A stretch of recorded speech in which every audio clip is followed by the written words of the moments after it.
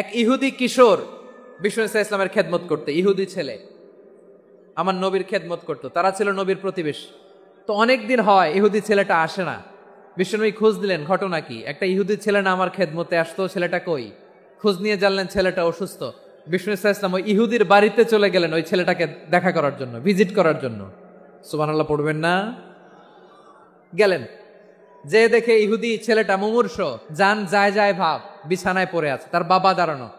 বিশ্বনবী তার মাথার পাশে বসলেন, মাথায় হাত বুলিয়ে দিলেন, আর ছেলেটাকে বললেন, আসলিম, হে ইহুদি ছেলে, আসলিম, ইসলাম ধর্ম গ্রহণ করো। তো ছোট্ট ছেলে ভাবে আমরা ইহুদি, এখন ইসলাম ধর্ম গ্রহণ করলে আব্বা যদি বকা দেয়। ফানাযারা ইলা ওয়াজহি আবি, ছেলেটা তার বাবার চেহারার দিকে তাকালো, দেখে আব্বা কি কয়।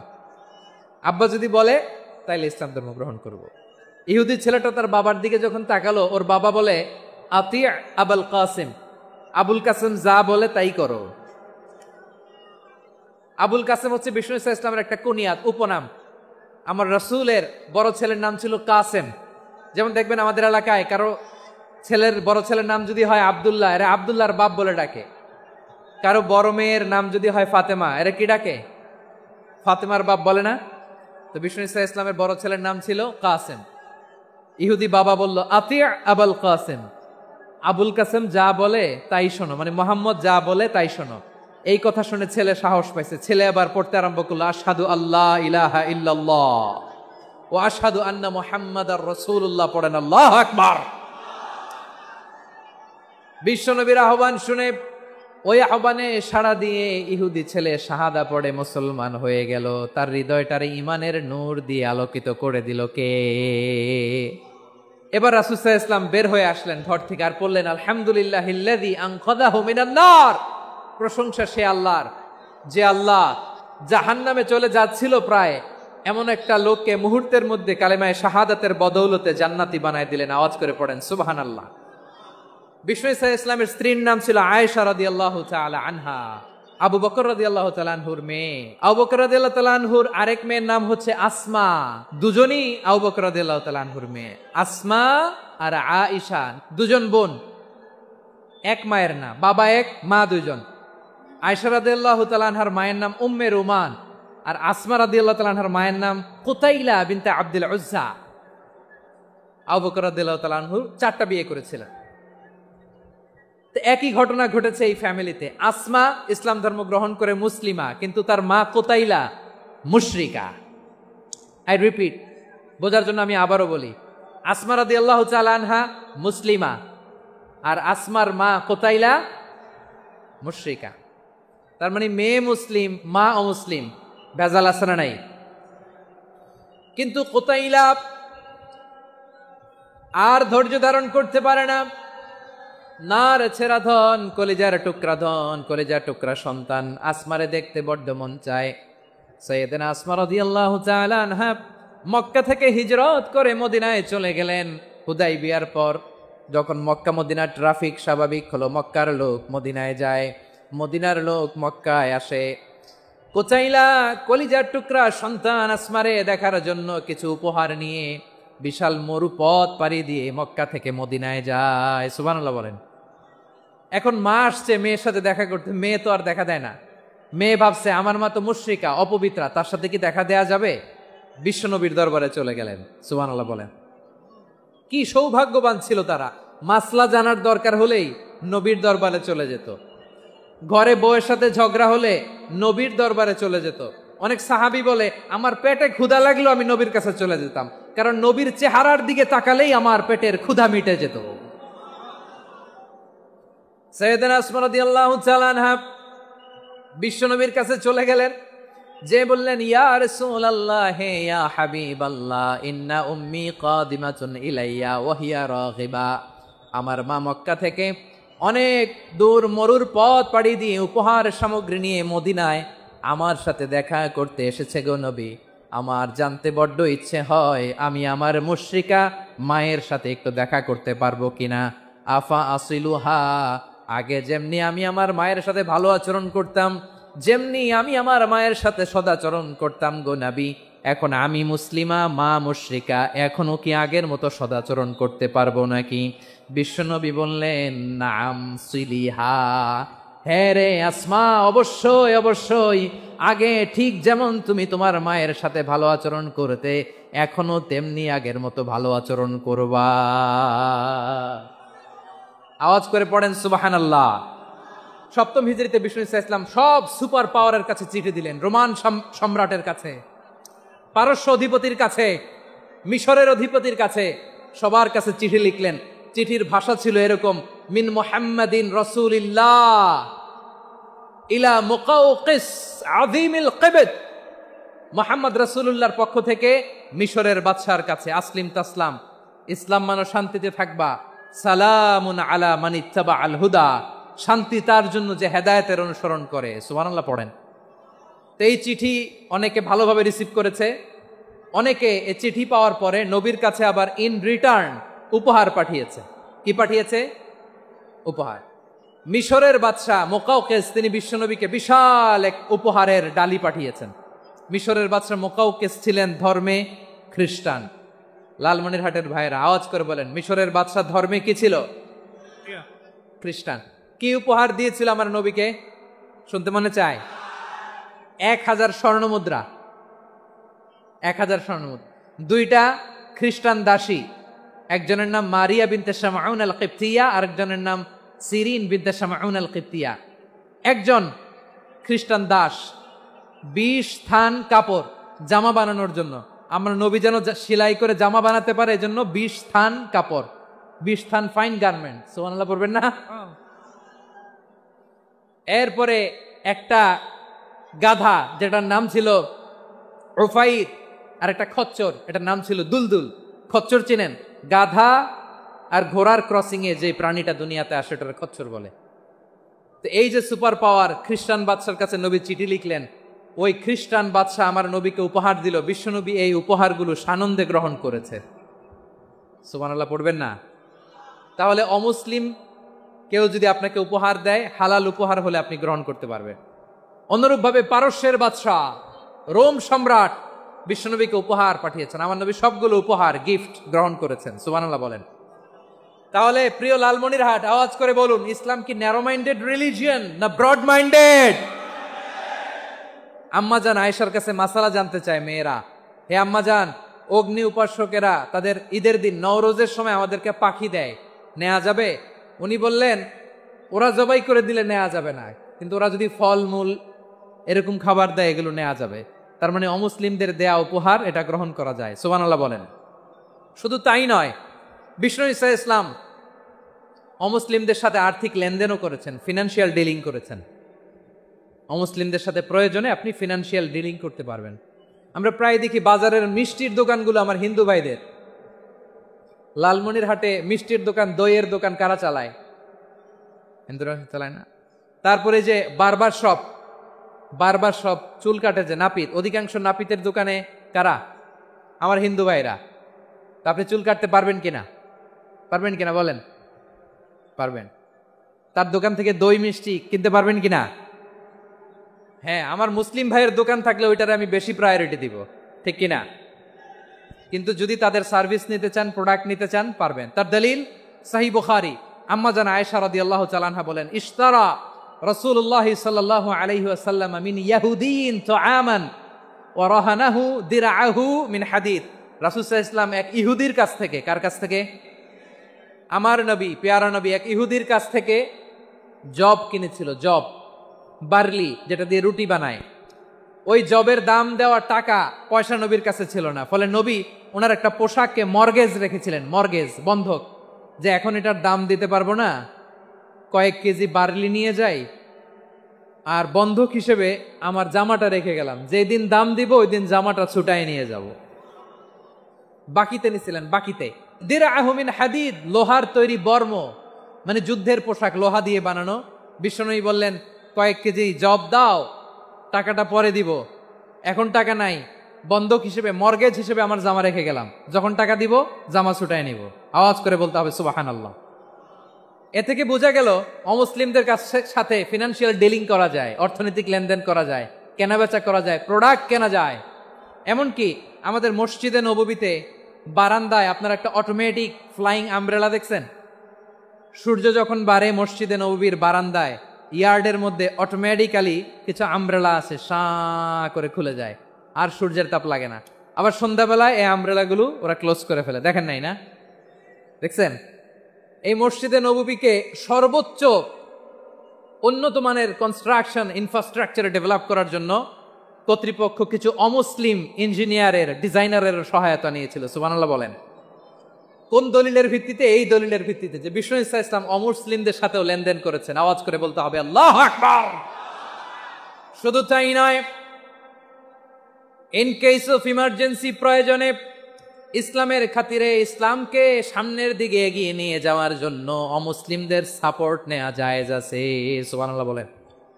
অমুসলিমদের সাপোর্ট নেয়া, তাদের থেকে অর্থ নেয়া, পলিটিক্যাল সাপোর্ট, পলিটিক্যাল অ্যাসাইলাম নেওয়া জায়েজ আছে।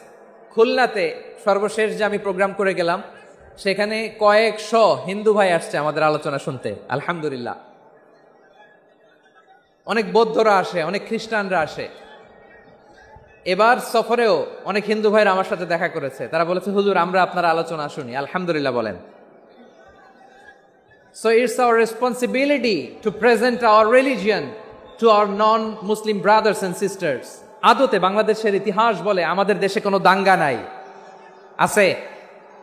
লালমনিরহাটের ভাইরা আওয়াজ করে বলেন, আমাদের দেশে হিন্দু মুসলিম দাঙ্গা আছে? আমরা ভাই ভাই, আওয়াজ করে বলুন তো, আমরা কি ভাই ভাই? কিন্তু কিছু দুষ্ট লোক আছে, তারা আমাদের সম্পর্কের মধ্যে ফাটল ধরাতে চায়, ঠিক কিনা বলেন? মাঝে মাঝে ঝগড়া লাগাতে চায়। দেখবেন পত্রপত্রিকায় দেখা যায় বিভিন্ন ধর্মীয় উপাসনালয়গুলোতে হামলা চালানো হয়। এগুলো রাজনৈতিক উদ্দেশ্য প্রণোদিত, এগুলোর সাথে ইসলামের কোনো সম্পর্ক নাই। এজন্য এই দুর্বৃত্তদের ব্যাপারে আমাদের সাবধান থাকতে হবে। আমরা সবসময় যেমনি ঐক্যবদ্ধ, ইউনাইটেড, আমরা যদি এরকম ইউনাইটেড থাকি, এই সমস্ত দুর্বৃত্তদের কালো হাত ভেঙে দিতে আমাদের 1 ঘন্টাও লাগবে না। চিল্লায় বলো ঠিক কি না? আমরা সংঘবদ্ধ থাকব। এই যে আমাদের পিসফুল কোএক্সিস্টেন্স, শান্তিপূর্ণ সহাবস্থান।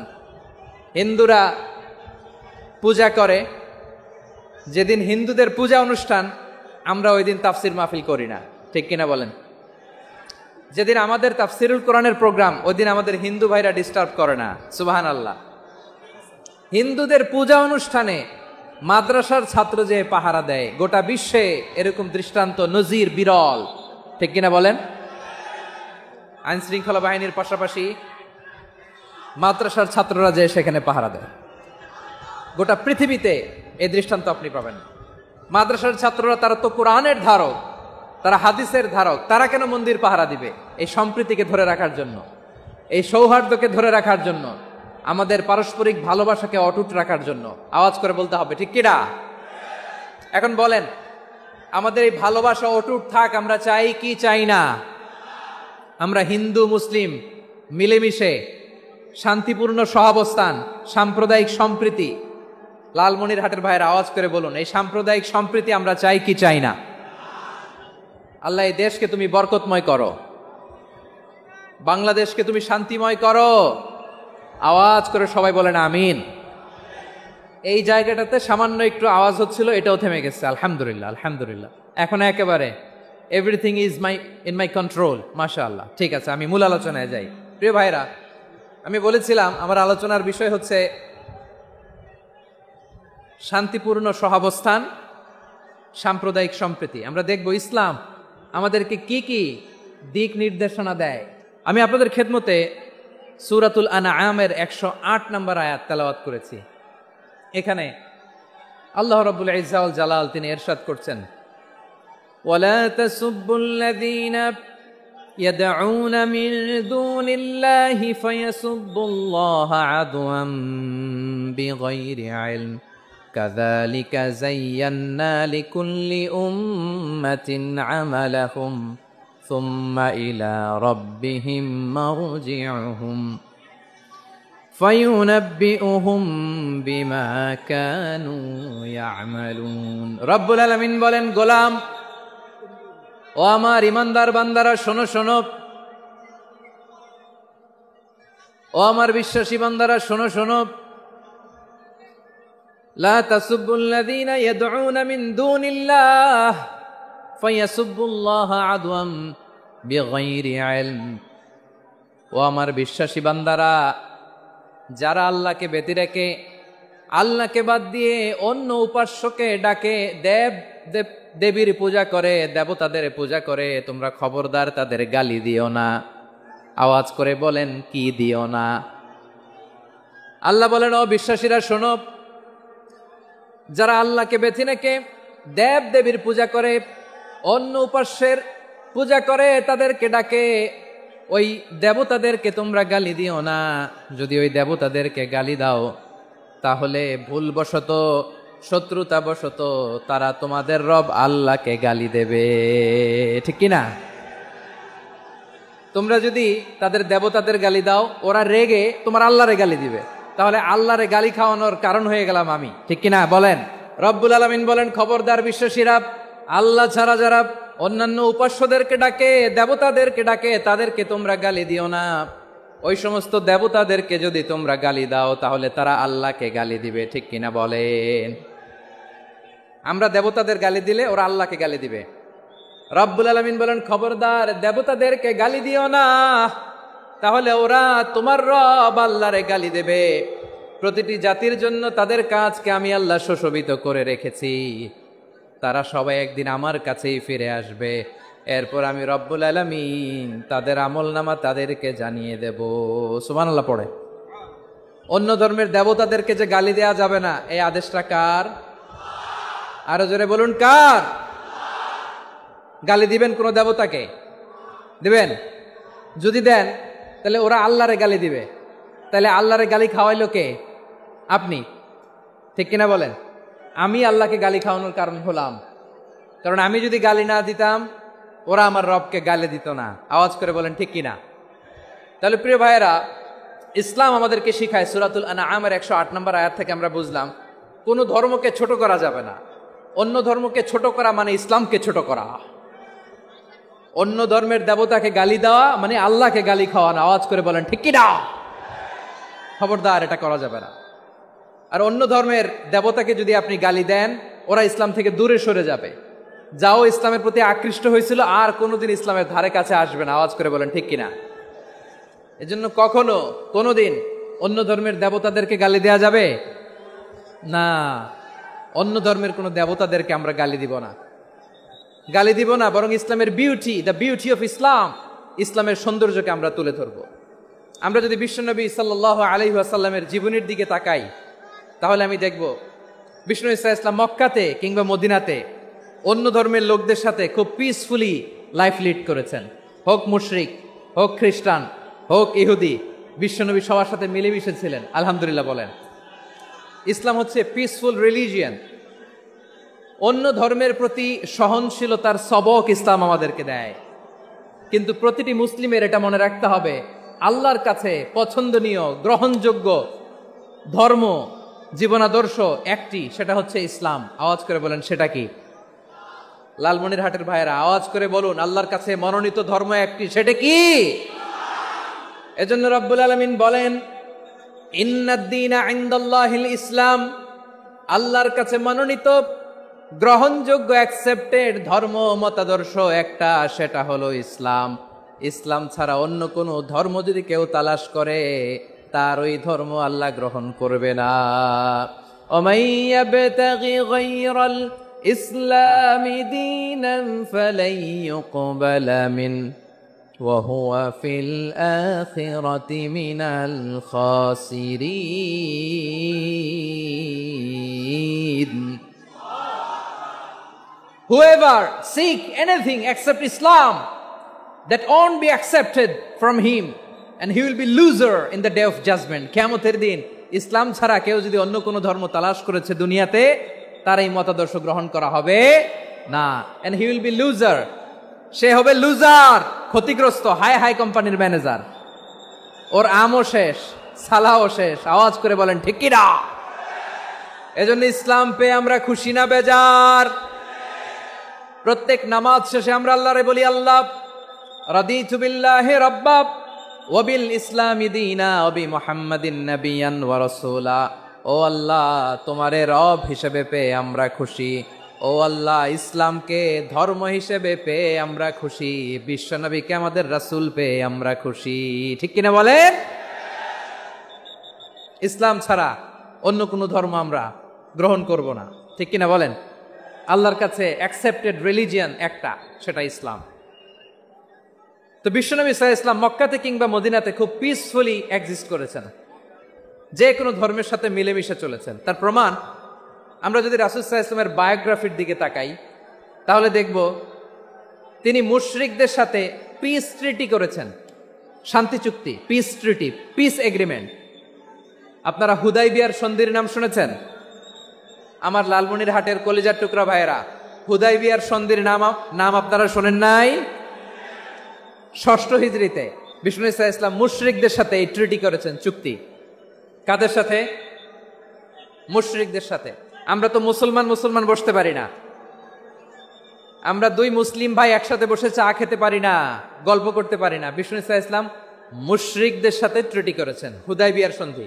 এই সন্ধির আগে মক্কা থেকে কেউ মদিনায় যেতে পারে না, মদিনা থেকে কেউ মক্কায় যেতে পারে না। কিন্তু এই সন্ধির পরে ট্রাফিক স্বাভাবিক হয়ে গেল, মক্কার লোকেরা মদিনায় আসতে পারে, মদিনার লোকেরা মক্কায় আসতে পারে। এটাকে বলে সুলহে হুদাইবিয়া, the peace agreement of Hudaibiya, শান্তি চুক্তি। আমরা পৃথিবীতে এখন অনেক শান্তি চুক্তির নাম শুনি, এগুলো সব the piece treaty of Hudaibiya থেকে কপি করা। আল্লাহু আকবার। তাহলে বিশ্বনবী সাল্লাল্লাহু আলাইহি সাল্লাম তিনি যে শান্তিপূর্ণ সহাবস্থানে বিশ্বাসী ছিলেন, মুসলমানেরা যে অন্য ধর্মের প্রতি সহনশীল, তার প্রমাণ হচ্ছে এই পিস ট্রিটি। শুধু তাই নয়, মাইকের সাউন্ডটা একটু বাড়ায় দিতে হবে, খুব দুর্বল, একটু মজবুত করতে হবে, আর একটু ক্লিন করতে হবে, আর সবগুলা জায়গায় সাউন্ড যাচ্ছে কিনা একটু ক্রস চেক করতে হবে।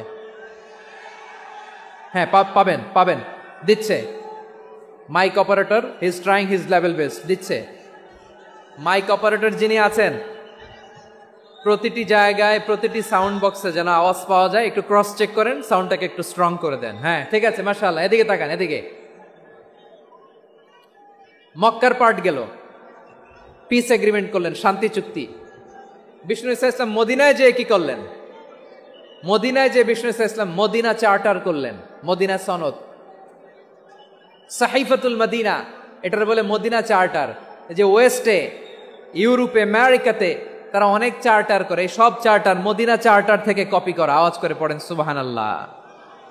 বিষ্ণু ঈসা ইসলাম মদিনায় গেলেন, মদিনাতে মুসলিম, মুশরিক, ইয়াহুদি, এই তিন ধর্মের লোক মিলে সব স্টেক হোল্ডার যারা আছে সবাইকে নিয়ে বিষ্ণু ঈসা ইসলাম মদিনা চার্টার করলেন, মদিনা সনদ। পড়েন সুবহানাল্লাহ। শুধু তাই নয়, মক্কাতে বিশ্বনবী পিস এগ্রিমেন্ট করলেন, শান্তি চুক্তি মুশরিকদের সাথে। মদিনাতে যে বিশ্বনবী মদিনা চার্টার করলেন, মদিনা সনদ করলেন ইহুদিদের সাথে। আবার মদিনাতে বিশ্বনবী ইহুদিদের সাথে পিস ডায়ালগ করলেন, ইন্টারফেথ ডায়ালগ করলেন, আন্তধর্মীয় সংলাপ করলেন। যেই সংলাপের মূল ভিত্তি ছিল তাওহীদ। মূল ভিত্তি ছিল কি? তাওহীদ। বিশ্বনবী ইহুদিদেরকে ডাকলেন, আহ্বান করলেন, কুল ইয়া আহলাল কিতাবি তাআলাউ ইলা কালিমাতিন সাওয়াইন বাইনানা ওয়া বাইনাকুম আল্লা না'বুদা ইল্লাল্লাহ ওয়া লা নুশরিকা বিহি শাইআন ওয়া লা ইয়াত্তাখিযা বা'দুনা বা'দান আরবাবাম মিন দুনিল্লাহ فإن تولوا فقولوا اشهدوا بأننا مسلمون। সুবহানাল্লাহ পড়েন।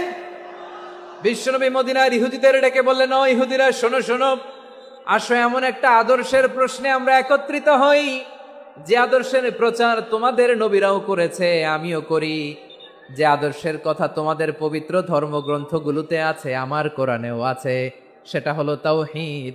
আমরা এক আল্লাহ ছাড়া কারো ইবাদত করব না, আল্লাহর সাথে কাউরে শরীক করব না। বিগাইরি তিবি নাফসিন ওয়া আনা হাজিজুহু ইয়াউমাল কিয়ামা। খবরদার, জেনে রাখো, কেউ যদি কোনো সংখ্যালঘুর উপরে অত্যাচার করে, কোনো সংখ্যালঘুর প্রাপ্য থেকে যদি কেউ কাউকে ঠকায়, সংখ্যালঘুর উপর যদি কেউ কষ্ট দেয়, কোনো সংখ্যালঘুর সম্পদ যদি কেউ জোর করে কেড়ে নেয়, আমি কিয়ামতের দিন বিশ্বনবী ওই সংখ্যালঘুর পক্ষে আর ওই মুসলমানদের বিপক্ষে বাদী হয়ে দাঁড়াবো। সুবহানাল্লাহ বলতে পারলেন না? আল্লাহু আকবার। আপনি নামাজি, আপনি মুসল্লি, আপনি হাজী সাহেব, তাহাজ্জুদ পড়তে পড়তে কপালে দাগ ফেলে দিছেন, আপনার প্রতিবেশী হিন্দু, ভাবছেন আমার তো পাওয়ার আছে, ওর জমিটা দখল করি।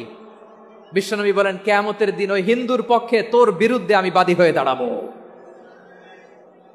পৃথিবীর কোন ধর্মে এরকম স্টেটমেন্ট পাবেন? পাবেন? আপনি ভাবছেন আপনি নামাজ পড়লে হাজী সাহেব কপালে দাগ ফেলায় দিলে আপনি সেলসেলায় জান্নাতে চলে যাবেন না? খবরদার। বিশ্বনবী বলেন কোন সংখ্যালঘুর উপর যদি কেউ আক্রমণ করে, তার প্রাপ্য তাকে না দিয়ে যদি তাকে ঠকায়, তার উপর জুলুম করে, তার সম্পদ যদি কেড়ে নেয়, আমি নবী, তুমি মুসলিম হইতে পারো, মুসল্লি হইতে পারো, তার পক্ষে তোমার বিপক্ষে আল্লাহর দরবারে বাদী হয়ে দাঁড়াবো। আচ্ছা লালমনিরহাটের ভাইরা, কথা বুঝতে পারলে আওয়াজ করে উত্তর দেন। বিশ্বনবী যদি কারো বিপক্ষে দাঁড়ায় কিয়ামতের দিন, আই রিপিট, আমি আবারও বলছি, বিশ্বনবী যদি কিয়ামতের দিন কারো বিপক্ষে দাঁড়ায়, ও তো সেলসেলায়া জান্নাতি, তাই না? জান্নাতি না? যে নবীর সুপারিশ ছাড়া জান্নাতের গেটও দেখা যাবে না, ওই নবী যদি বলে তোর বিপক্ষে আমি বাদী হয়ে দাঁড়াবো, ওই জান্নাতে আর ঢোকার কোনো সুযোগ আমাদের থাকবে?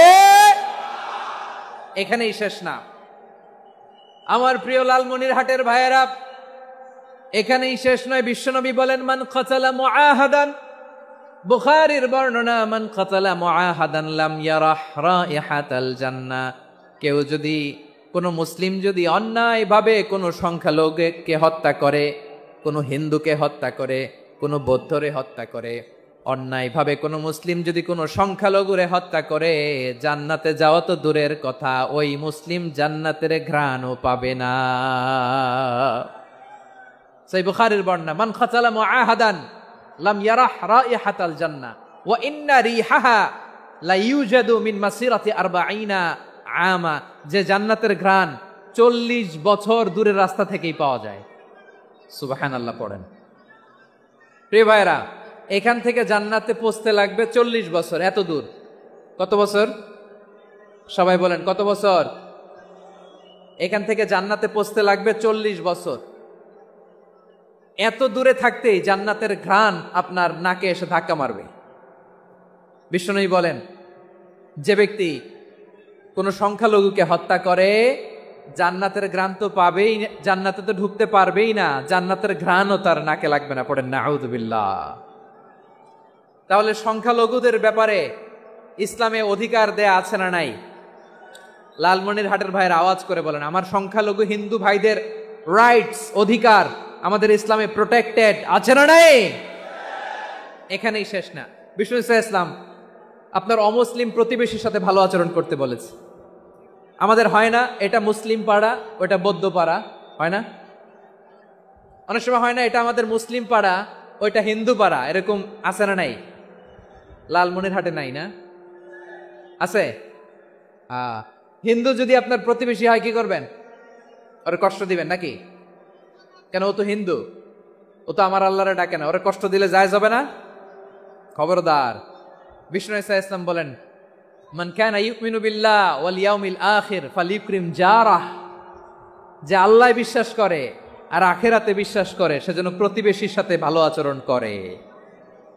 সুবহানাল্লাহ। কলিজা জুড়ায় যায় না আমার নবীর কথাগুলো শুনলে? যে আল্লাহ বিশ্বাস করে, যে আখিরাতে বিশ্বাস করে, সেজন্য প্রতিবেশীর সাথে ভালো আচরণ করে। এখানে বলছে মুসলিম প্রতিবেশী বলছে, নামাজি প্রতিবেশী বলছে, আল্লাহওয়ালা প্রতিবেশী বলছে না। প্রতিবেশী আস্তিক হোক নাস্তিক হোক, প্রতিবেশী মুমিন হোক মুশরিক হোক, প্রতিবেশী হইলেই তার সাথে ভালো আচরণের দরকার আছে না নাই? আমার প্রিয় লালমনিরহাটের ভাইয়েরা, বিষ্ণু ইসলাম ওনার ইহুদি প্রতিবেশীদের দেখাশোনা করতেন। আওয়াজ না শোনা যাক, আমারও তো দেখা যায়, আমারও তো দেখা যায়। তাকায় থাকেন, তাকায় থাকলে সওয়াব হবে। কোরআনের কথা যেখান থেকে হয় এদিকে তাকায় থাকলেই বরকত। তাকায় থাকেন। জি জি, মাইক, আমি তার মাইক ঠিক করতে আসি না এদিকে, এই মাইক ঠিক করব, ওই মাইক ঠিক করব, ওদিকে পাইলট বলবে হুজুর চলে আসেন। জি বসুন, বসুন, মাশাআল্লাহ। হ্যাঁ খুব শান্ত, ঠিক আছে। পুলিশ ভাইরা না খেয়ে দিনরাত আপনারা যাতে সুশৃঙ্খল একটা প্রোগ্রাম উপহার পান এটাই চেষ্টা করতেছে, আপনাদেরকে কষ্ট দিতে আসে নাই, একটু একটু সহযোগিতা করেন। জি মাশাআল্লাহ, হ্যাঁ ঠিক আছে। আমার প্রিয় ভাইরা, প্রতিবেশী আস্তিক হোক নাস্তিক হোক, মুসলিম হোক হিন্দু হোক, তার সাথে ভালো আচরণ করতে হবে। বিষ্ণু ইসা ইসলাম ওনার ইহুদি প্রতিবেশীর বাসায় যেতেন। কোন প্রতিবেশী? ইহুদি। আওয়াজ করে বলেন, কোন প্রতিবেশী? ইহুদি। এক ইহুদি কিশোর বিষ্ণু ইসা ইসলামের খেদমত করতে, ইহুদি ছেলে আমার নবীর খেদমত করতো, তারা ছিল নবীর প্রতিবেশী। তো অনেক দিন হয় ইহুদি ছেলেটা আসে না। বিষ্ণুনবী খোঁজ দিলেন, ঘটনা কি? একটা ইহুদি ছেলে না আমার খেদমতে আসতো, ছেলেটা কই? খোঁজ নিয়ে জানলেন ছেলেটা অসুস্থ। বিষ্ণু ইসা ইসলাম ওই ইহুদির বাড়িতে চলে গেলেন ওই ছেলেটাকে দেখা করার জন্য, ভিজিট করার জন্য। সুবহানাল্লাহ পড়বেন না? গেলেন, যে দেখে ইহুদি ছেলেটা মুমূর্ষ, যান যান যায় যায় ভাব, বিছানায় পড়ে আছে, তার বাবা দাঁড়ানো। বিশ্বনবী তার মাথার পাশে বসলেন, মাথায় হাত বুলিয়ে দিলেন, আর ছেলেটাকে বললেন আসলিম, হে ইহুদি ছেলে আসলিম, ইসলাম ধর্ম গ্রহণ করো। তো ছোট্ট ছেলে ভাবে আমরা ইহুদি, এখন ইসলাম ধর্ম গ্রহণ করলে আব্বা যদি বকা দেয়। ফানাযারা ইলা ওয়াজহি আবি, ছেলেটা তার বাবার চেহারার দিকে তাকালো, দেখে আব্বা কি কয়। আব্বা যদি বলে তাইলে ইসলাম ধর্ম গ্রহণ করব। ইহুদি ছেলেটা তার বাবার দিকে যখন তাকালো, ওর বাবা বলে আতি আবুল কাসিম, আবুল কাসিম যা বলে তাই করো। আবুল কাসিম হচ্ছে বিষ্ণু ইসা ইসলামের একটা কুনিয়াত, উপনাম। আমার রাসূলের বড় ছেলের নাম ছিল কাসেম। যেমন দেখবেন আমাদের এলাকায় কারো বড় ছেলের নাম যদি হয় আব্দুল্লাহ, এরা আব্দুল্লাহর বাপ বলে ডাকে। কারো বড় মেয়ের নাম যদি হয় ফাতেমা, এরা কি ডাকে? ফাতেমার বাপ বলে না? তো বিষ্ণু ইসা ইসলামের বড় ছেলের নাম ছিল কাসেম।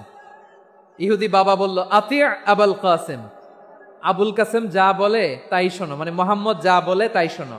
এই কথা শুনে ছেলে সাহস পাইছে, ছেলে আবার পড়তে আরম্ভ করলো আশহাদু আল্লাহ ইলাহা ইল্লাল্লাহ ও আশহাদু আন্না মুহাম্মাদার রাসূলুল্লাহ, পড়েন আল্লাহু আকবার।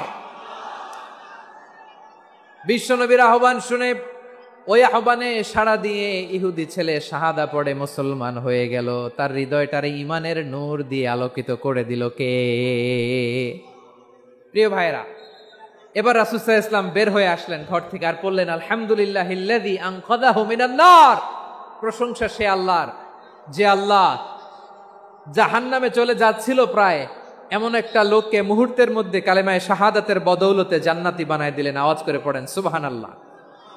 এই হাদিস থেকে আমরা কি শিখলাম? What is the moral of the story?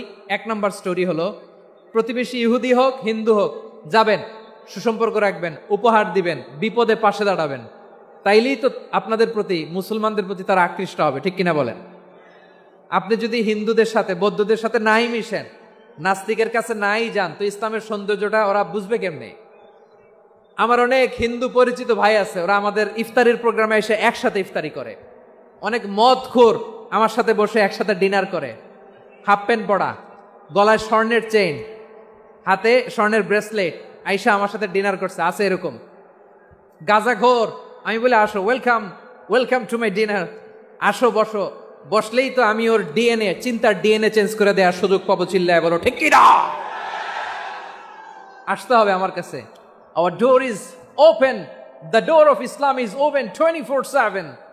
সব সময় আমাদের ইসলামের দরজা আমার অমুসলিম ভাইদের জন্য খোলা আছে না নাই? এই হাদিস থেকে দুইটা শিক্ষা। এক নম্বর শিক্ষা, প্রতিবেশী মুসলিম হোক অমুসলিম হোক, যান, অসুস্থ হইলে একটু আপেল নিয়ে যান, আঙ্গুর নিয়ে যান, কমলা নিয়ে যান, তাদের সাথে ভালো আচরণ করেন। ইসলামের বিউটি দেখে, সৌন্দর্য দেখে অবাক হবে, নসিব ভালো হলে কোনোদিন কালিমা পড়ে মুসলমান হয়ে যাবে, ঠিক কিনা বলেন? তাহলে অমুসলিমের সাথে ভালো সম্পর্ক। বিশ্বনবী ইহুদির বাড়িতে গেলেন, ইহুদির বাড়ি, আর আমার মুসলমান ভাই আমার কাফের বলে, এরকম আছে না নাই? মুসলিমরা দেখতে পারে না, সহ্য করতে পারে। বিশ্বনবী সাল্লাল্লাহু আলাইহি ওয়াসাল্লাম ইহুদির বাড়িতে গেলেন, এটা একটা শিক্ষা। আরেকটা শিক্ষা হলো, বিশ্বনবী সাল্লাল্লাহু আলাইহি ওয়াসাল্লামের খাদেম ছিল ইহুদি, এতদিন খেদমত করলো, একদিনও বিশ্বনবী ওরা কালিমার দাওয়াত দেয় নাই।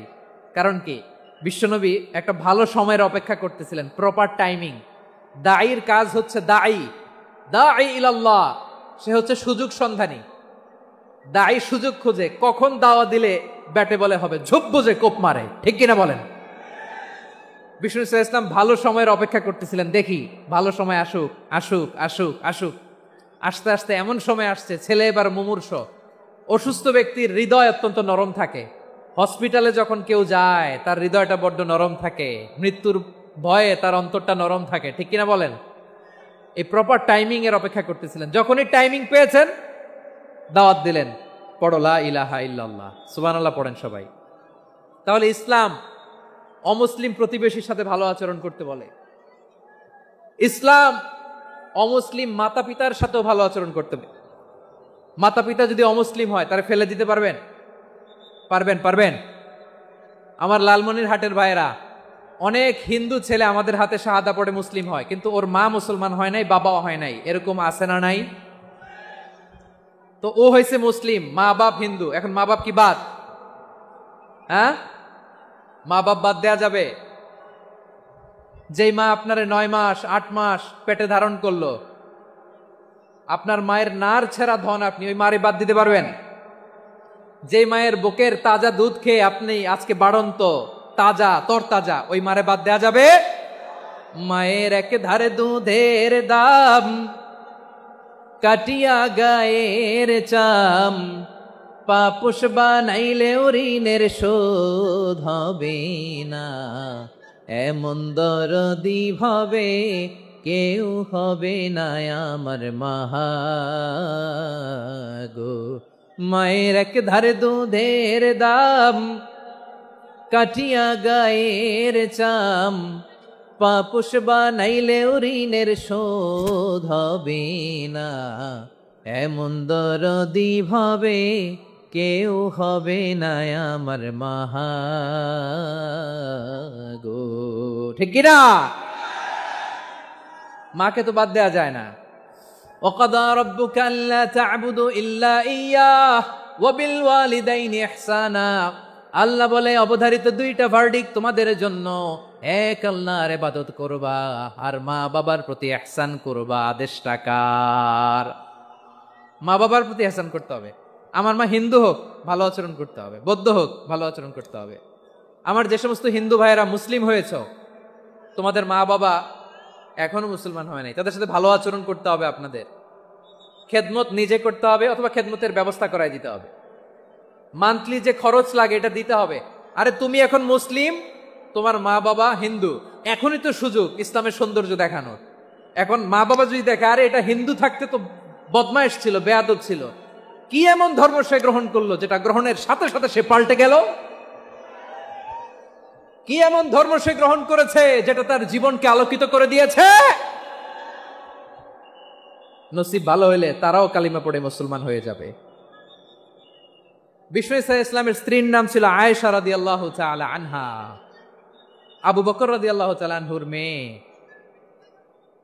আবু বকর রাদিয়াল্লাহু তাআলা আনহুর আরেক মেয়ের নাম হচ্ছে আসমা। কি নাম?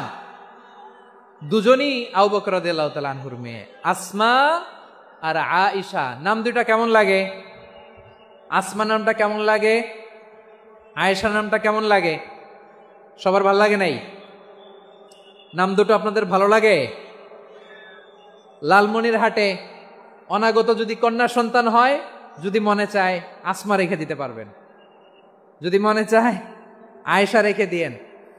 দেশে বিদেশে এয়ারপোর্টে রাস্তাঘাটে শুধু বলে হুজুর একটা নাম দেন, আমার ছেলের একটা নাম দেন, মেয়ের একটা নাম দেন। তো আমার মনে আছে যশোরের 8 দিনের মাহফিলে আমি একটা দুইটা নাম দিয়েছিলাম। আজকে লালমনিরহাটের এই প্রোগ্রামে কন্যা সন্তান যদি হয় দুটা নাম দিলাম, আসমা কিংবা আয়েশা। ইনশাআল্লাহ পড়েন। দুজন বোন, এক মায়ের না, বাবা এক মা দুইজন। আয়েশা রাদিয়াল্লাহু তাআলা আনহার মায়ের নাম উম্মে রুমান, আর আসমা রাদিয়াল্লাহু তাআলা আনহার মায়ের নাম কুতাইলা বিনতে আব্দুল উজ্জা। আবু বকর রাদিয়াল্লাহু তাআলা আনহু 4টা বিয়ে করেছিলেন। তো একই ঘটনা ঘটেছে এই ফ্যামিলিতে। আসমা ইসলাম ধর্ম গ্রহণ করে মুসলিমা, কিন্তু তার মা কুতাইলা মুশরিকা। আই রিপিট, বোঝার জন্য আমি আবারও বলি, আসমা রাদিয়াল্লাহু তাআলা আনহা মুসলিমা, আর আসমার মা কুতাইলা, আওয়াজ করে বুঝে থাকলে বলেন, আসমার মা মুশরিকা। তার মানে মেয়ে মুসলিম, মা অমুসলিম। ভেজাল আছে না নাই? কিন্তু কুতাইলা আর ধৈর্য ধারণ করতে পারে না। নার ছেড়া ধন, কলিজার টুকরা ধন, কলিজার টুকরা সন্তান আসমারে দেখতে বড্ড মন চায়।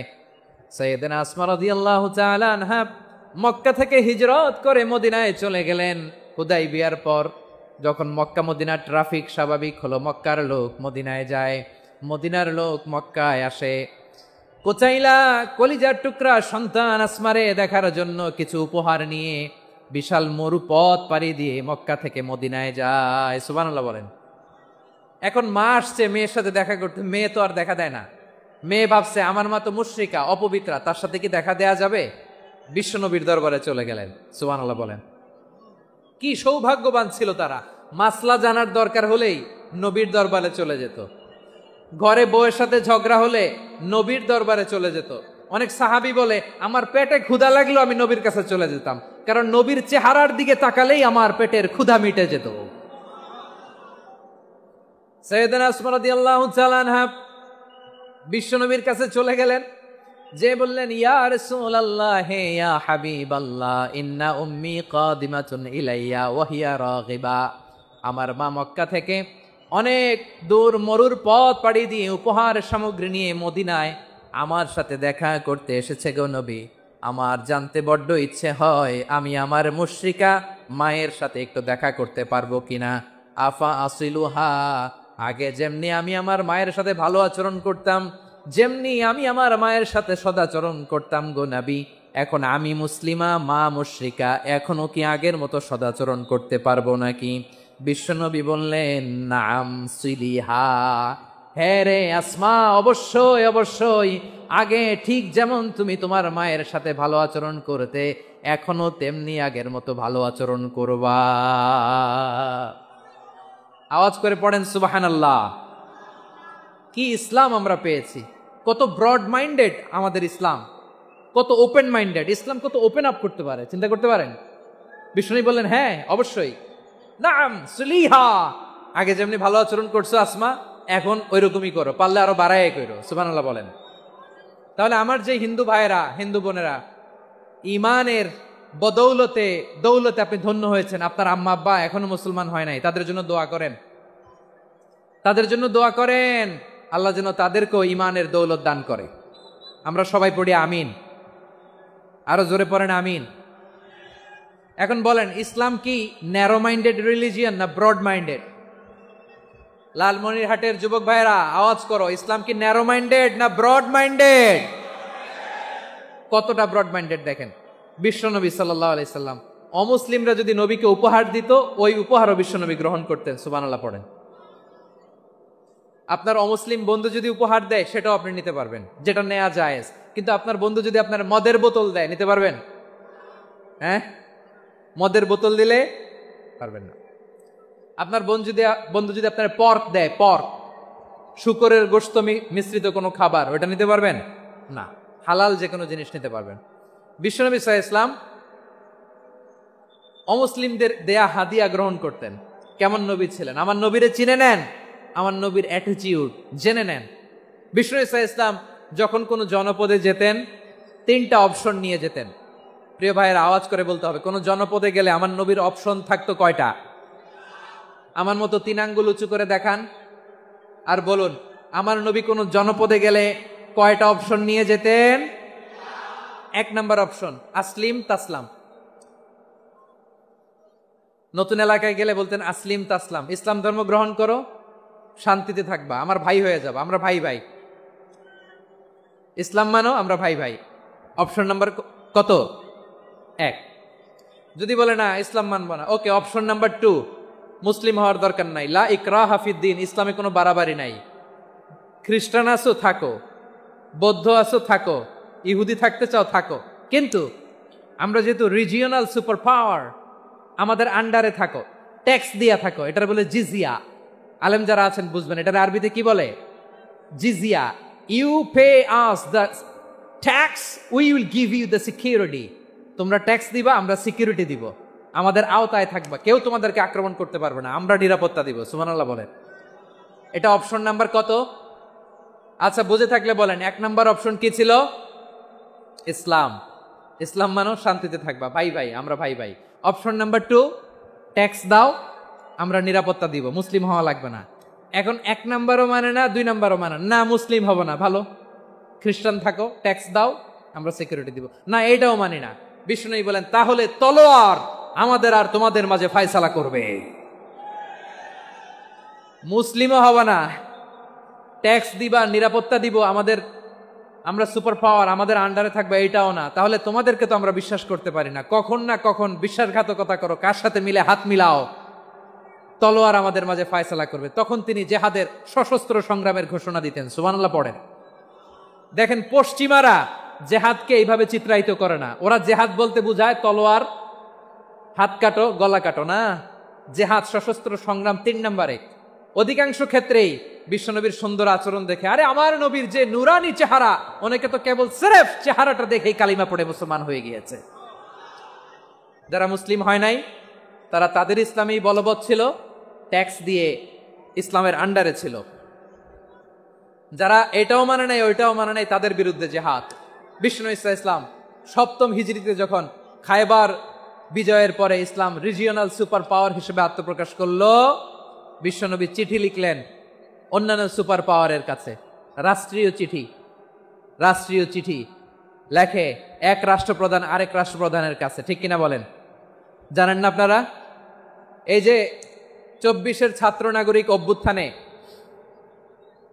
এই অভ্যুত্থান যখন শুরু হয়, আমি তখন সাউথ আফ্রিকাতে, একটা স্ট্যাটাস দিয়েছিলাম, কোটা নয় গোটা দেশ সংস্কার করা লাগবে। শুধু বাংলাদেশ নয়, সারা বিশ্বের বাংলা ভাষাভাষী লোকেরা এই আন্দোলনের সাথে সমর্থন তারা করেছে, এটাকে সাপোর্ট করেছে, তারা সমর্থন দিয়েছে। আমাদের ইউনাইটেড আরব আমিরাতের বাংলাদেশি ভাইয়েরা তারা সেখানে রাস্তায় নেমে এসেছিল, জানেন? ওইখানে ডেমনস্ট্রেশন করা যায় না, সেখানকার সরকার তাদেরকে যাবজ্জীবন দিয়েছিল। তখন আমাদের এই যে প্রধান উপদেষ্টা ডক্টর মোহাম্মদ ইউনূস সরাসরি G2G বলে, এটারে G2G, government to government, G2G, উনি চিঠি লিখলেন যে তাদেরকে, ইউর হাইনেস, হে সম্মানিত আমির, আপনি আমার এই চিঠির কারণে আমার সম্মানে এই 53 জন বাংলাদেশিকে মাফ করে দেন। এই চিঠির বদৌলতে বেকসুর খালাস পেয়ে গিয়েছিল আমাদের ভাইরা, জানেন না এই ঘটনা আপনারা? তাহলে গভর্নমেন্ট টু গভর্নমেন্ট চিঠি দেওয়া হয়। 7ম হিজরিতে বিষ্ণু ইসলাম সব সুপার পাওয়ারের কাছে চিঠি দিলেন, রোমান সম্রাটের কাছে, পারস্য অধিপতির কাছে, মিশরের অধিপতির কাছে, সবার কাছে চিঠি লিখলেন। চিঠির ভাষা ছিল এরকম, মিন মুহাম্মাদিন রাসূলিল্লাহ ইলা মুকাওকিস আযীমিল কিবত, মুহাম্মদ রাসূলুল্লাহর পক্ষ থেকে মিশরের বাদশার কাছে, আসলিম তাসলাম, ইসলাম মানো শান্তিতে থাকবা, সালামুন আলা মান ইত্তাবা আল হুদা, শান্তি তার জন্য যে হেদায়েতের অনুসরণ করে। সুবহানাল্লাহ পড়েন। তো এই চিঠি অনেকে ভালোভাবে রিসিভ করেছে, অনেকে এই চিঠি পাওয়ার পরে নবীর কাছে আবার ইন রিটার্ন উপহার পাঠিয়েছে। কি পাঠিয়েছে? উপহার। মিশরের বাদশা মুকাওকিস তিনি বিশ্বনবীকে বিশাল এক উপহারের ডালি পাঠিয়েছেন। মিশরের বাদশা মুকাওকিস ছিলেন ধর্মে খ্রিস্টান। লালমনিরহাটের ভাইয়েরা আওয়াজ করে বলেন, মিশরের বাদশা ধর্মে কি ছিল? খ্রিস্টান। কি উপহার দিয়েছিল আমার নবীকে? শুনতে মনে চায়? আওয়াজ নাই লালমনিরহাটের গলায়, শুনতে মনে চায়? 1000 স্বর্ণমুদ্রা, 1000 স্বর্ণমুদ্রা। 2টা খ্রিস্টান দাসী, একজনের নাম মারিয়া বিনতে শামাউন আল কিবতিয়া, আরেকজনের নাম সিরিন বিনতে শামাউন আল কিবতিয়া। একজন খ্রিস্টান দাস 20 থান কাপড় জামা বানানোর জন্য, আমরা নবী যেন সেলাই করে জামা বানাতে পারে এজন্য 20 থান কাপড়, 20 থান ফাইন গার্মেন্ট। সুবহানাল্লাহ পড়বেন না? এরপরে একটা গাধা যেটার নাম ছিল উফাইর, আর একটা খচ্চর, এটার নাম ছিল দুলদুল। খচ্চর চেনেন? গাধা আর ঘোড়ার ক্রসিং এ যে প্রাণীটা দুনিয়াতে আসে ওটার খচ্চর বলে। তো এই যে সুপার পাওয়ার খ্রিস্টান বাদশার কাছে নবী চিঠি লিখলেন, ওই খ্রিস্টান বাদশাহ আমার নবীকে উপহার দিল, বিশ্বনবী এই উপহারগুলো সানন্দে গ্রহণ করেছে। সুবহানাল্লাহ পড়বেন না? তাহলে অমুসলিম কেউ যদি আপনাকে উপহার দেয়, হালাল উপহার হলে আপনি গ্রহণ করতে পারবেন। অনুরূপভাবে পারস্যের বাদশাহ, রোম সম্রাট, বিশ্বনবীকে উপহার পাঠিয়েছেন, আমার নবী সবগুলো উপহার গিফট গ্রহণ করেছেন। সুবহানাল্লাহ বলেন। তাহলে প্রিয় লালমনিরহাট, আওয়াজ করে বলুন, ইসলাম কি ন্যারো মাইন্ডেড রিলিজিয়ন না ব্রড মাইন্ডেড? আম্মাজান আয়েশার কাছে মাসালা জানতে চায় মেয়েরা, হে আম্মাজান, অগ্নি উপাসকেরা তাদের ঈদের দিন নওরোজের সময় আমাদেরকে পাখি দেয়, নেওয়া যাবে? উনি বললেন, ওরা জবাই করে দিলে নেওয়া যাবে না, কিন্তু ওরা যদি ফলমূল এরকম খাবার দেয় এগুলো নেওয়া যাবে। তার মানে অমুসলিমদের দেয়া উপহার এটা গ্রহণ করা যায়। সুবহানাল্লাহ বলেন। শুধু তাই নয়, বিষ্ণু ঈসা ইসলাম অমুসলিমদের সাথে আর্থিক লেনদেনও করেছেন, ফিনান্সিয়াল ডিলিং করেছেন। অমুসলিমদের সাথে প্রয়োজনে আপনি ফিনান্সিয়াল ডিলিং করতে পারবেন। আমরা প্রায় দেখি বাজারের মিষ্টির দোকানগুলো আমার হিন্দু ভাইদের। লালমনিরহাটে মিষ্টির দোকান, দইয়ের দোকান কারা চালায়? হিন্দুরা চালায় না। তারপরে যে বারবার শপ, চুল কাটে যে নাপিত, অধিকাংশ নাপিতের দোকানে কারা? আমার হিন্দু ভাইরা। আপনি চুল কাটতে পারবেন কিনা বলেন? পারবেন। তার দোকান থেকে দই মিষ্টি কিনতে পারবেন কিনা? হ্যাঁ, আমার মুসলিম ভাইয়ের দোকান থাকলে ওইটারে আমি বেশি প্রায়োরিটি দিব, ঠিক কিনা? কিন্তু যদি তাদের সার্ভিস নিতে চান, প্রোডাক্ট নিতে চান, পারবেন। তার দলিল সহিহ বুখারী, আম্মা জান আয়েশা রাদিয়াল্লাহু তাআলা আনহা বলেন, ইশতারা রাসূলুল্লাহ সাল্লাল্লাহু আলাইহি ওয়াসাল্লাম মিন ইয়াহুদিয়িন তুআমান ওয়া রাহানাহু দিরআহু মিন হাদিদ। রাসূল সাল্লাল্লাহু আলাইহি ওয়াসাল্লাম এক ইহুদির কাছ থেকে, কার কাছ থেকে? সবাই বলে নাই কার কাছ থেকে? আমার নবী, পেয়ারা নবী এক ইহুদির কাছ থেকে জব কিনেছিল, জব, বার্লি, যেটা দিয়ে রুটি বানায়। ওই জবের দাম দেওয়ার টাকা পয়সা নবীর কাছে ছিল না, ফলে নবী ওনার একটা পোশাককে মর্গেজ রেখেছিলেন, মর্গেজ, বন্ধক, যে এখন এটার দাম দিতে পারবো না, কয়েক কেজি বার্লি নিয়ে যাই আর বন্ধক হিসেবে আমার জামাটা রেখে গেলাম, যেদিন দাম দিব ওই দিন জামাটা ছুটায় নিয়ে যাব। সুবহানাল্লাহ পড়বেন না? বাকিতে নিছিলেন, বাকিতে। দিরআহু মিন হাদিদ, লোহার তৈরি বর্ম, মানে যুদ্ধের পোশাক, লোহা দিয়ে বানানো। বিশ্বনবী বললেন, কয়েক কেজি জব দাও, টাকাটা পরে দিব, এখন টাকা নাই, বন্ধক হিসেবে, মর্গেজ হিসেবে আমার জামা রেখে গেলাম, যখন টাকা দিব জামা ছুটায় নিব। আওয়াজ করে বলতে হবে সুবহানাল্লাহ। এ থেকে বোঝা গেল অমুসলিমদের সাথে ফিনান্সিয়াল ডিলিং করা যায়, অর্থনৈতিক লেনদেন করা যায়, কেনাবেচা করা যায়, প্রোডাক্ট কেনা যায়। এমনকি আমাদের মসজিদে নববীতে বারান্দায় আপনারা একটা অটোমেটিক ফ্লাইং আমব্রেলা দেখছেন? সূর্য যখন বাড়ে মসজিদে নববীর বারান্দায়, ইয়ার্ডের মধ্যে অটোমেটিক্যালি কিছু আমব্রেলা আছে, সাঁ করে খুলে যায়, আর সূর্যের তাপ লাগে না। আবার সন্ধ্যাবেলায় এই আমব্রেলাগুলো ওরা ক্লোজ করে ফেলে, দেখেন নাই না? দেখছেন? এই মসজিদে নববীকে সর্বোচ্চ উন্নত মানের কনস্ট্রাকশন ইনফ্রাস্ট্রাকচারে ডেভেলপ করার জন্য কর্তৃপক্ষ কিছু অমুসলিম ইঞ্জিনিয়ারের, ডিজাইনারের সহায়তা নিয়েছিল। সুবহানাল্লাহ বলেন। কোন দলিলের ভিত্তিতে? এই দলিলের ভিত্তিতে যে বিষ্ণু ঈসা ইসলাম অমুসলিমদের সাথেও লেনদেন করেছেন। আওয়াজ করে বলতে হবে আল্লাহু আকবার। শুধু তাই নয়, ইন কেস অফ ইমার্জেন্সি, প্রয়োজনে ইসলামের খাতিরে, ইসলামকে সামনের দিকে এগিয়ে নিয়ে যাওয়ার জন্য অমুসলিমদের সাপোর্ট নেওয়া জায়েজ আছে। সুবহানাল্লাহ বলেন। অমুসলিমদের সাপোর্ট নেয়া, তাদের থেকে অর্থ নেয়া, পলিটিক্যাল সাপোর্ট, পলিটিক্যাল অ্যাসাইলাম নেওয়া জায়েজ আছে। আমার ভাইয়েরা, বিশ্বনবীর বয়স তখন প্রায় 51 বছর। কত বছর? বিশ্বনবীর সবচেয়ে কাছের মানুষ খাদিজা রাদিয়াল্লাহু তাআলা আনহা ইন্তেকাল করেছেন। বিশ্বনবী বড্ড কষ্ট পেলেন, হৃদয়টা ভেঙে খান খান। যিনি ঘরের ভেতরে বিশ্বনবীকে সান্ত্বনা দিতেন, ভালোবাসা দিতেন, বাইরে গেলে কুরাইশরা বকাঝকা করে, অত্যাচার করে, কিন্তু আম্মাজান খাদিজা রাদিয়াল্লাহু তাআলা আনহা ঘরটারে এমন শান্তির নীড় বানায় রেখেছেন, এই ঘরের ভিতরে ঢুকলে বিশ্বনবীর কলিজাটা ঠান্ডা হয়ে যেত। এজন্য রব্বুল আলামিন বলেন, খাদিজা, ও আমার বান্দি খাদিজা, জান্নাতে এমন স্পেশাল একটা ঘর আমি তোমার জন্য রেডি করে রেখেছি। ওই ঘরের মধ্যে কোনো আওয়াজ নাই, ওই ঘরের মধ্যে কোনো নয়েজ নাই, ওই ঘরে কোনো বিশৃঙ্খলা নাই। কারণ মক্কার জমিনে আমার নবী কুরাইশদের বিশৃঙ্খলা, নয়েজ আর ঝামেলাগুলোকে উপেক্ষা করে যখন তোমার ঘরের ভিতরে ঢুকতো, ঘরটারে তুমি শান্তির নীড়, ঠান্ডা, নীরব, নিস্তব্ধ, নিঝুম আর শান্তির নীড় বানিয়ে রেখেছো। এজন্য জান্নাতে স্পেশাল একটা শান্তির নীড় আমি তোমারে উপহার দেব। ওই প্রিয়তমা স্ত্রী খাদিজা ইন্তেকাল করলেন। বিশ্বনবী হৃদয় ভেঙে খান খান। আবার ওনার চাচা আবু তালেব ইন্তেকাল করলেন, যিনি পলিটিক্যাল শেল্টার দিতেন নবীকে। কে দিতেন? আবু তালেবের ভয়ে, বিশ্বনবীর এই চাচার ভয়ে কোনো মুশরিক নবীর গায়ে হাত দেওয়ার সাহস পায় নাই। এখন স্ত্রীও নাই, চাচাও নাই, নবীকে আশ্রয় দেওয়ার কেউ নাই, নবীর চারদিকে অন্ধকার। নবী এখন কই যাবেন? আমার পেয়ারা নবী নতুন স্টেশন খুঁজতেছেন, নতুন দাওয়াতি প্ল্যাটফর্ম খুঁজতেছেন। তিনি যায়েদ বিন হারেসা রাদিয়াল্লাহু তাআলা আনহুকে নিয়ে মক্কার পাশের একটা নেইবরিং সিটি তায়েফে চলে গেলেন। কোথায় চলে গেলেন? লালমনিরহাটের ভাইয়ের আওয়াজ করে বলেন, কোথায় গেলেন? তায়েফে চলে গেলেন দিনের দাওয়াত দেওয়ার জন্য। কি দেওয়ার জন্য? নাকি জমি কিনতে গেছিলেন? জমি কিনতে, দুনিয়ার যশ খ্যাতির জন্য, নিজের কোনো লাভের জন্য? তায়েফবাসীদেরকে জাহান্নামের আগুন থেকে বাঁচানোর জন্য। আওয়াজ করে বলতে হবে, ঠিক কিনা? বিশ্বনবী বিশাল মরুপথ, পাহাড়ি পথ পাড়ি দিয়ে তায়েফের মরুজমিনে গেলেন কোরআনের দাওয়াত নিয়ে, ইমানের দাওয়াত নিয়ে। কিন্তু তায়েফের লোকেরা বিশ্বনবীর দাওয়াতকে শুধু প্রত্যাখ্যান করেই থামে নাই, তারা বিশ্বনবীর সাথে অত্যন্ত খারাপ আচরণ করেছে।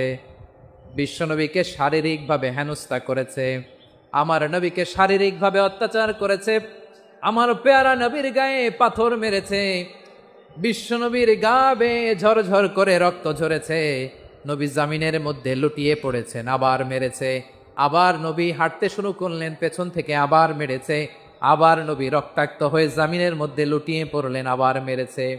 বিশ্বনবীর মতো এত সুশ্রী মানব, বিশ্বনবীর মতো এত শুভ্র মানব, বিশ্বনবীর মতো এমন চমৎকার দেহাবয়ব দিয়ে রব্বুল আলামিন কাউকে বানান নাই।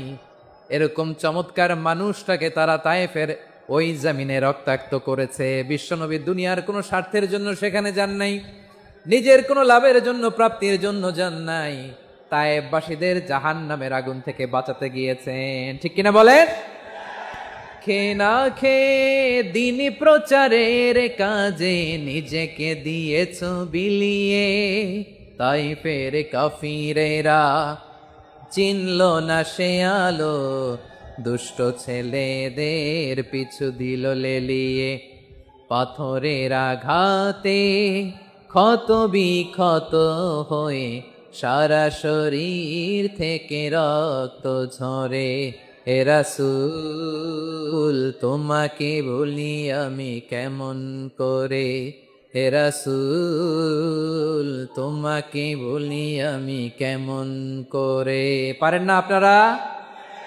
ধরুন আমার সাথে, হাজার ব্যথা বেদনার পরে ফিরে আসনি তুমি আপন ঘরে, দিনের আলো তুমি ছড়িয়ে দিতে, চলে গেলে মদিনায় মক্কা ছেড়ে।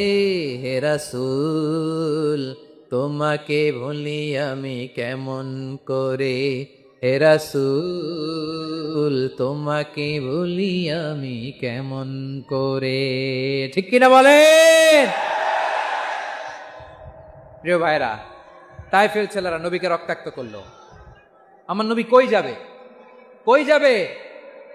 মক্কায় জায়গা নাই, তায়েফে জায়গা নাই। তায়েফ থেকে ভারাক্রান্ত মন নিয়ে আমার নবী মক্কায় ফিরে আসলেন। বিশ্ব নবী মক্কায় ঢুকতে পারেন না। মক্কার মরুভূমির দিকে তাকিয়ে, উপত্যকার দিকে তাকিয়ে বিশ্বনবী ধা ধা করে কাঁদেন, ঝরঝর করে নবীর চেহারা মোবারক থেকে চোখের পানিগুলো বেয়ে বেয়ে পড়ে। আমার জন্মস্থান, আমার শৈশব, কৈশোর, যৌবন কেটেছে এই মক্কায়, আমার এলাকায় আমি ঢুকতে পারি না। বিশ্বনবী মক্কার অনতি দূরে দাঁড়িয়ে জায়েদকে পাঠালেন, জায়েদ যাও দেখো কেউ আমাকে সাপোর্ট করার মতো আছে কিনা, যাও অমুকের কাছে যাও। জায়েদ গেলেন, তারাও প্রত্যাখ্যান করে ফিরিয়ে দেয়। বিশ্বনবী বললেন যাও অমুক লোকের কাছে যাও, তিনিও প্রত্যাখ্যান করে ফিরিয়ে দিলেন। কেউ বিশ্বনবীকে আশ্রয় দিতে রাজি হয় না। নিজ জন্মভূমিতে বিতাড়িত বিশ্বনবী, সর্বশেষ বিশ্বনবী বললেন যাও মুতঈম ইবনে আদির ঘরে যাও। মুতঈম ইবনে আদি মুশরিক, তার কাছে যাও। গেলেন, মুতঈম ইবনে আদি রাজি হয়ে গেল। সুবহানাল্লাহ বলেন। দেখেন, অনেক বিপদের সময়ও, আমি নিজে সাক্ষী, সামাজিকভাবে, রাজনৈতিকভাবে কত ঝঞ্ঝা, কত ষড়যন্ত্র, কত কনস্পাইরেসি পাড়ি দিয়ে আমাদেরকে সামনে এগিয়ে যেতে হয়। এই শত্রুদের ভেতরেও একজনকে দাঁড় করিয়ে দেয় যে আল্লাহর কোরআনের জন্য রেডি হয়ে যায়। পড়েন সুবহানাল্লাহ। মুতঈম ইবনে আদি, আল্লাহ তার মনকে নরম করে দিলেন। মুতঈম বলে, মুহাম্মদ আমি তোমাকে আশ্রয় দিব। তার দুই ছেলেকে পাঠালেন, যাও খোলা তলোয়ার নিয়ে, স্কট দিয়ে, গার্ড অফ অনার দিয়ে মোহাম্মদকে মক্কায় ঢুকাও, আর বলো আমি আমান দেব। আমান কি দিব? আমান মানে সিকিউরিটি, নিরাপত্তা। সিকিউরিটি ছাড়া, আমান দেওয়া ছাড়া কেউ থাকতে পারতো না মক্কায়। দুই ছেলে বিষ্ণু ইসা ইসলামকে নিয়ে আসলো। নবী কাবার চারদিকে তাওয়াফ করলেন, নামাজ পড়লেন। আবু জাহেল, উতবা, সাইবা, ওয়ালিদ ইবনে মুগিরা সবাই দেখে, কেউ কিছু করতে পারে না। কারণ মুতঈম ইবনে আদি ঘোষণা দিয়েছেন, আমি মুহাম্মদকে আমান দিয়েছি, মুহাম্মদের গায়ে যেন কেউ স্পর্শ না করে। আওয়াজ করে পড়েন সুবহানাল্লাহ। নবীর এই বিপদকালে মুহূর্তে মুতঈমের হৃদয়টারে নরম করে দিল কে? আচ্ছা লালমনিরহাটের ভাইয়েরা বলেন, এই মুতঈম কি মুসলিম ছিল না মুশরিক? সবাই বলতে হবে, মুসলিম না মুশরিক? তাহলে মুশরিকের কাছ থেকে নবী পলিটিক্যাল অ্যাসাইলাম, আধুনিক রাষ্ট্রবিজ্ঞানের ভাষায় পলিটিক্যাল অ্যাসাইলাম, যেটাকে বলে রাজনৈতিক আশ্রয়, উনার আমান বা নিরাপত্তার এই ঘোষণায় তিনি মক্কায় ঢুকলেন। যতদিন নিরাপত্তা ছিল ছিলেন। মুতঈম যখন মারা গেল, বিষ্ণু ইসা ইসলাম হিজরত করে মদিনায় চলে গেলেন। সুবহানাল্লাহ। কিন্তু মুতঈম যে বিশ্বনবীর উপকার করছে এটা বিশ্বনবী ভুলে নাই। আমাদের অনেকে আছে, উপকার করার পরে আর খেয়াল থাকে না, খাওয়ার পরে গলা দিয়ে নামলে আর খেয়াল থাকে না। এরকম আছে না নাই? আমার নবী ভুলে নাই। বদরের প্রান্তরে 70 জন কাফেরকে যখন বন্দী করে বিশ্বনবীর সামনে হাঁটু গেড়ে দাঁড় করানো হলো, বসানো হলো, 70 জন কাফের। কয়জন? বিশ্বনবী তাদের দিকে তাকিয়ে বললেন, সহিহ বুখারীর বর্ণনা, লাউ কানাল মুতঈম ইবনে আদি হাইয়ান সুম্মা কাল্লামানি হাউলাই নাতনা লা তারাকতুহুম লাহু। বদরের প্রান্তরে 70 জন বন্দী কাফিরের দিকে তাকিয়ে আমার নবী বললেন, আজকে মুতঈম ইবনে আদি যদি বেঁচে থাকতো আর তোমাদের 70 জনের ব্যাপারে যদি মুতঈম এক বাক্যে একটা সুপারিশ করত, তার সম্মানে আজকে তোদের সবাইরে আমি মাফ করে দিতাম। সুবহানাল্লাহ নাই?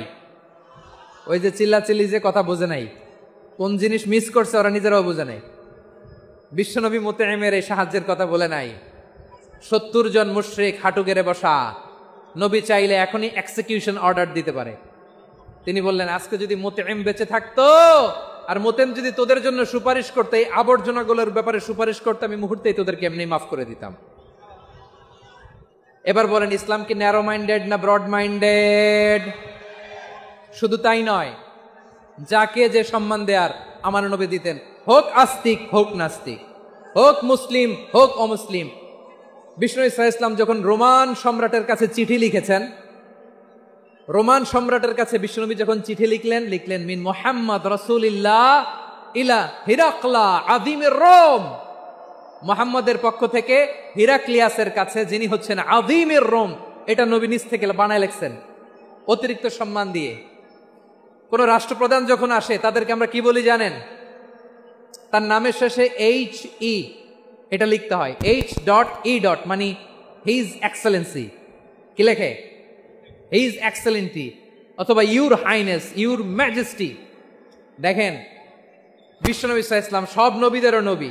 তিনি একজন মুশরিক খ্রিস্টান সম্রাট, রোমান সম্রাটের কাছে চিঠি লিখতে যায়, লিখতেছে ইলা হিরাকলা আযীমির রোম, হিরাক্লিয়াসের কাছে আমার চিঠি, যিনি রোমের আযীম, হিজ হাইনেস, মানে রোমের অনেক সম্মানিত এক বাহাদুর। আওয়াজ করে বলেন সুবহানাল্লাহ। তার মানে যাকে যে সম্মান দেয়ার এটা বিশ্বনবী দিতেন। এমনকি যেই ইহুদিরা ভালো ছিল, এই ইহুদিদেরও প্রশংসা করেছেন বিশ্বনবী মুহাম্মদুর রাসূলুল্লাহ সাল্লাল্লাহু আলাইহি ওয়াসাল্লাম। এক ইহুদির প্রশংসা করেছেন বিশ্বনবী। ইহুদির কার? কার? আমি তো আমার ভাইয়ের প্রশংসা করি না, আমি তো এক আলেম আরেক আলেমরে স্পেস দেই না, আমি তো এক দায়ী আরেক দায়ীর সাথে বসতে চাই না। আমার নবী ইহুদির প্রশংসা করে। কার প্রশংসা? ওই ইহুদির নাম ছিল মুখাইরিক। সিরাত গ্রন্থ ঘাটলে পাবেন। তিনি বলেছেন, মুখাইরিক খাইরু ইয়াহুদ, মুখাইরিক is the best of the Jews. জুইশদের মধ্যে সে সবচেয়ে ভালো। কেন প্রশংসা করলেন তার? এর কারণ মদিনা চার্টারে কথা ছিল সব ধর্মের মুসলিম, মুশরিক, ইহুদিরা মিলে মদিনাকে রক্ষা করবে। কিন্তু তৃতীয় হিজরিতে যখন উহুদের যুদ্ধ শুরু হলো, সবার কথা ছিল যেই আক্রমণ করে আমরা মদিনাকে বাঁচাবো। কোন শহরকে বাঁচাবো? মদিনাকে। কিন্তু কুরাইশরা যখন অ্যাটাক করলো, ইহুদিরা আর আসে না, ইহুদিরা আর বেরোয় না। বিষ্ণু বললেন, ওহে ইহুদিরা, তোমরা না চুক্তি করলে আমার সাথে যে মদিনা বাঁচাতে সবাই ঝাঁপিয়ে পড়বো, আসো। একটা ইহুদিও বেরোয় না, কেউ আসে নাই সেদিন, একজন ছাড়া। তার নাম মুখাইরেক। তার নাম কি? মুখাইরেক বাহাদুরের মতো ঘোড়সাওয়ার হয়ে বেরিয়ে গেলেন এবং বললেন, গোটা ইহুদি সাম্রাজ্যের একজনও যদি না আসে, আমি মুখাইরেককে কেউ ঘরে আটকে রাখতে পারবে না। বেরিয়ে আসলেন, এসে বললেন, আমি মুহাম্মদের পক্ষে যুদ্ধ করব। আমি মারা গেলে আমার সম্পদ আমার উত্তরাধিকারীরা পাবে না, আমার সম্পদ তোমরা মুহাম্মদকে দিয়ে দিবা। সুবহানাল্লাহ বলেন। উহুদের ময়দানে 70 জন মুসলমান শহীদ হলো। এই ইহুদি, সেও মুসলমানের পক্ষে যুদ্ধ করে নিহত হলো। সুবহানাল্লাহ বলেন। মুসলিমদের লাশ যখন নিয়ে আসা হলো, এই মুখাইরিকের লাশও নিয়ে আসা হলো। মুসলিমদের লাশের পাশে মুখাইরিকের লাশ দেখে বিশ্বনবী মুখাইরিকের প্রতি অনেক খুশি হলেন। আর বিশ্বনবী খুশি হয়ে বললেন, মুখাইরিক খয়রু ইয়াহুদ। মুখাইরিক, যদিও তুমি ইহুদি, তারপরে তুমি সব ইহুদিদের মধ্যে সেরা ইহুদি। পড়েন সুবহানাল্লাহ। আমার নবী ইহুদিকেও সম্মান দিতে কার্পণ্য করে নাই। আওয়াজ করে বলেন আল্লাহু আকবার। প্রিয় ভাইরা, এবার সর্বশেষ আওয়াজ করে বলেন, ইসলাম কি ন্যারো মাইন্ডেড নাকি ব্রড মাইন্ডেড? সবাই বলেন, ন্যারো মাইন্ডেড না ব্রড মাইন্ডেড? এজন্য অমুসলিম হইলেই তারা আমাদের শত্রু নয়। শত্রু কারা? এই লালমনির হাটের ভাইয়েরা শোনেন, শত্রু কারা? যে সমস্ত অমুসলিম আমাদেরকে নিশ্চিহ্ন করে দিতে চায়, যে সমস্ত অমুসলিম আমাদের ভূখণ্ড থেকে আমাদেরকে তাড়িয়ে দিতে চায়, যে সমস্ত অমুসলিম আমার ধর্ম নিয়ে তুচ্ছতাচ্ছিল্য করে চিল্লায় বলেন ঠিক কিনা, তারা আমাদের শত্রু। সাধারণ অমুসলিমরা আমার শত্রু নয়। এই যে হিন্দুরা থাকে, এরা আমার ভাই, বৌদ্ধরা আমার ভাই, খ্রিস্টানরা আমার ভাই, ইহুদিরা আমার ভাই। তারা দিনই ভাই নয়, তারা মায়ের পেটের ভাই নয়, তারা মানবিক দিক থেকে ভাই। ও মানুষ, আমিও মানুষ। ইসলাম মানুষকে সম্মান করে, চিল্লায় বলো ঠিক কিনা।